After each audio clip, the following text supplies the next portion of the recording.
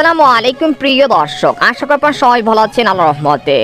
এইমাত্র পাওয়া আবহাওয়া দপ্তর থেকে আজকের সবচেয়ে গুরুত্বপূর্ণ খবর। এবার মে মাসেই তৈরি হচ্ছে শক্তিশালী ঘূর্ণিঝড়। আজও অব্যাহত থাকবে অতি তীব্র তাপপ্রবাহ।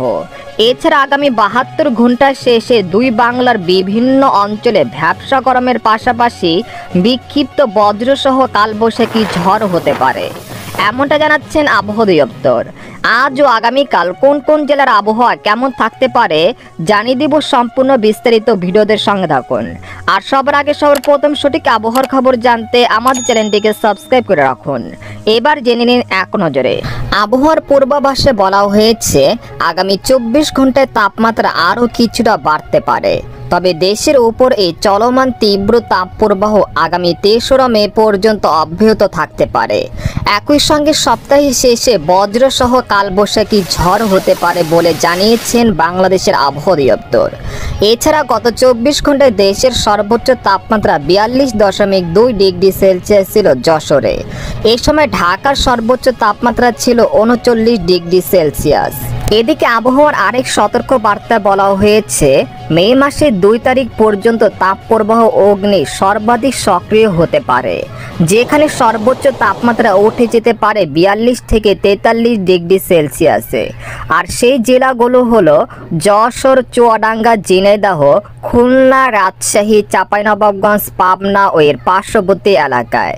এদিকে সামুদ্রিক আবহাওয়া বর্তমানে বঙ্গোপসাগর স্বাভাবিক আছে, তবে মে মাসের 14 থেকে 24 তারিখের মধ্যে বঙ্গোপসাগরে একটি সার্কুলেশন সৃষ্টি হতে পারে এবং পরবর্তীতে এটি ঘূর্ণিঝড়ের রূপ নিতে পারে।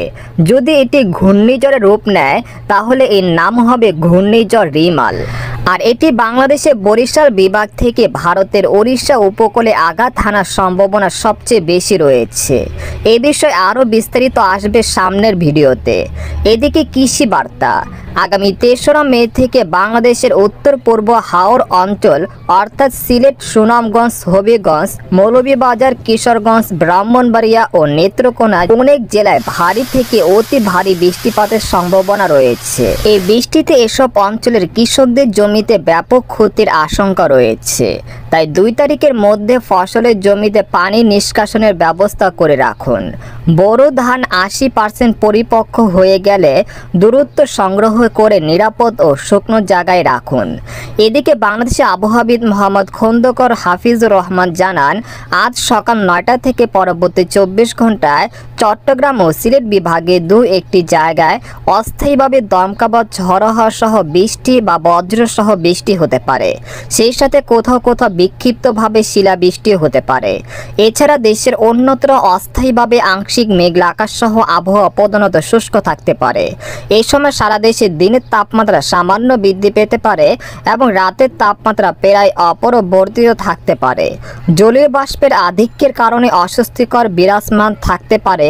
তবে পরবর্তী 5 দিনে দেশের উত্তর পূর্ব অঞ্চল এবং সিলেট বিভাগের অধিকাংশ জেলা, ঢাকা সহ দেশের বিভিন্ন অঞ্চলে কালবৈশাখী ঝড় ও শিলাবৃষ্টি হতে পারে। তো এই ছিল খবর। এরকম ইন্টারেস্টিং খবর জানতে আমাদের সাথে থাকুন।